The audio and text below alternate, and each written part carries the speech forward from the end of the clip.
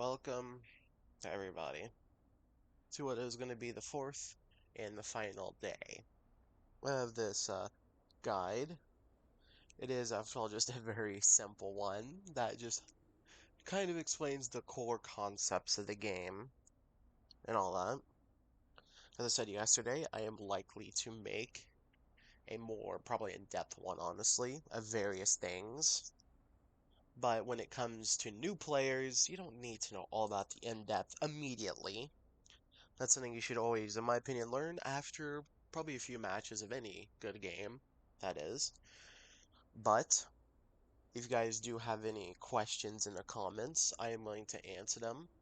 And if I do get enough, then I'll probably make a video on these suggestions and all of that.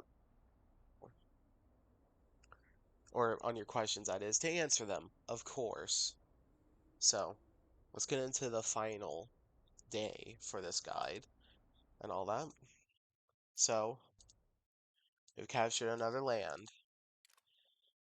Now, one of the things I did not speak about, which I probably should have, is something called morale. I briefly touched on it, I think 2 days ago, and I mentioned how that affects unit production speed. It also affects building production speed, and it also is affected by various things. How strong is your garrison? Generally, if you have a very weak garrison, a singular low health unit, your morale is going to suck in a province. Now, you can see here with the two different places, morale influence. The influence on my captured territory, -10. So that means the target morale can only at best hit 92 because of that, unless I build some things that increase morale overall. Now you want to keep this morale high, because it can lead to provinces revolting and going to another nation immediately, which is not something you want, especially with the way unit building works in this game. If someone else is building a unit in this game, and you capture a city, this is a bit more advanced knowledge, but something you should probably know.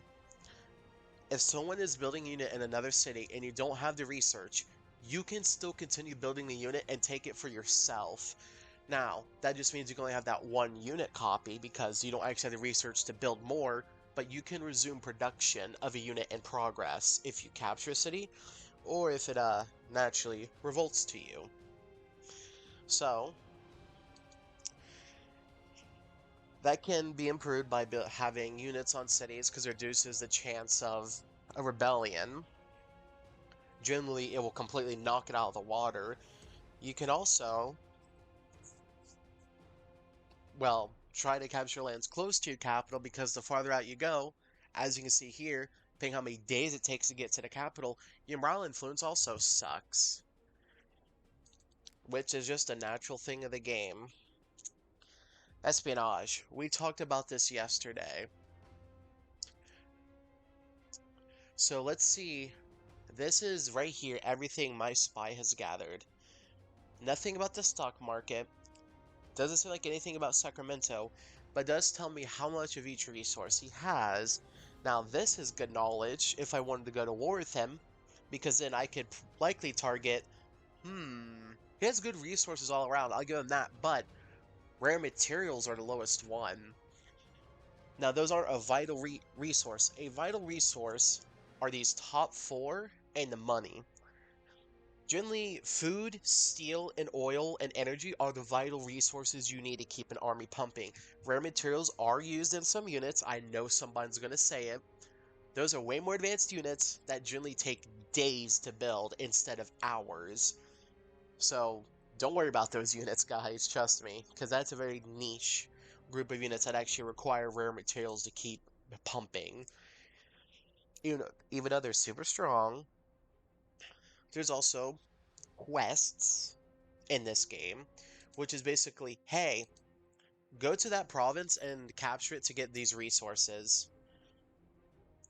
Now I can see everything Russia and America has because they've upgraded their relation, which is a surprise to me. So Russia and America has actually upgraded their relationship to the highest level possible, which I believe we can check. We have to go to diplomacy for that. So the highest level that they just gave me, gotta find their name in here. We're at peace, but they gave us share map. Now share map lets us see everything they have in all their plans. It doesn't let us see what they're building though, what they're producing, but we can see every building they currently have made and where every unit they have is at.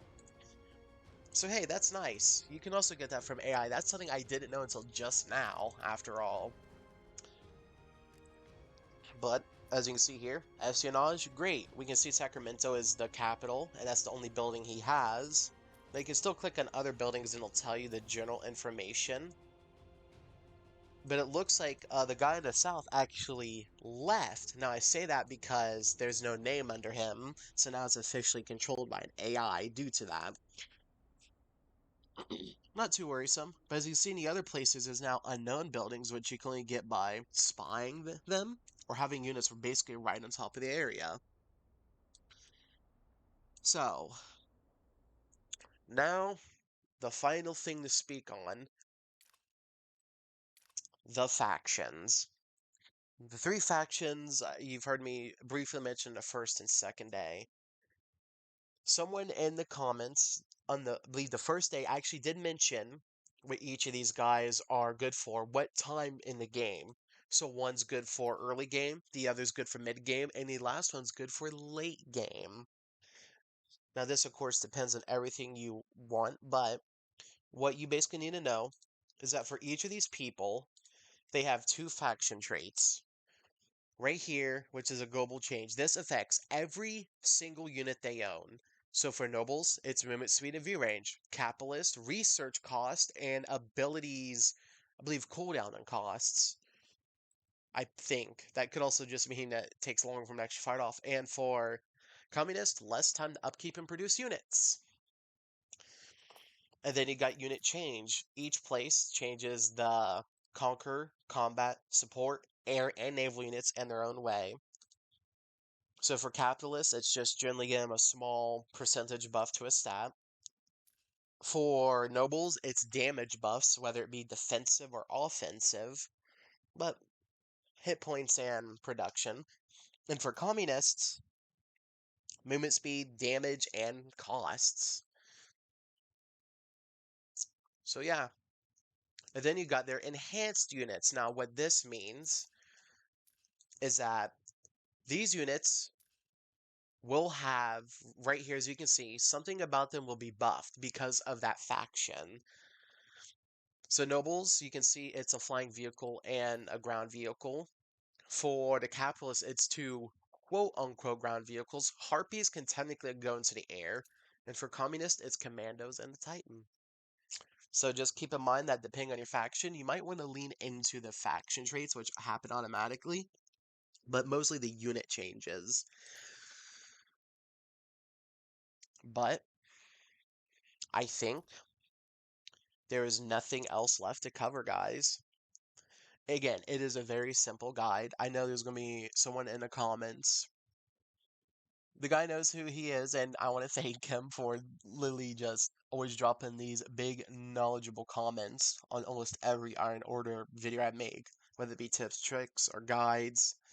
I think his name's David Vesquez or whatever. I'm sorry, I don't remember right now.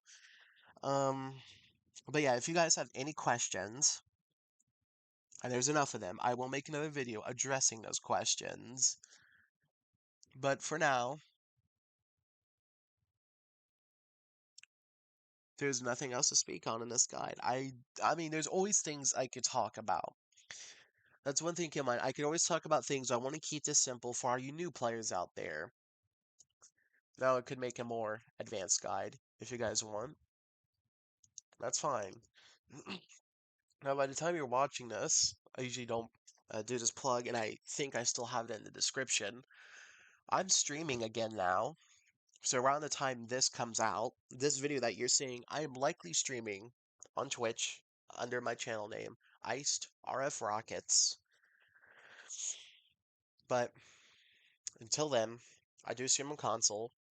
Cross out War Thunder, generally war games in general, but not always. But until then, guys, thank you so much for watching and for giving me all this support so far. I do want to keep doing this. I want to keep trying. And you know what? At this point, I might as well just try to become probably one of the biggest Iron Order YouTubers. I don't know if that's possible, but I'm sure I can find a way to make it happen. But until then, salutations, my friends. Peace. Also, like, comment, subscribe, all that. Here, every YouTuber saying I'm saying it too now. Dang it. Like, comment, and subscribe. And have a good day. Ice out.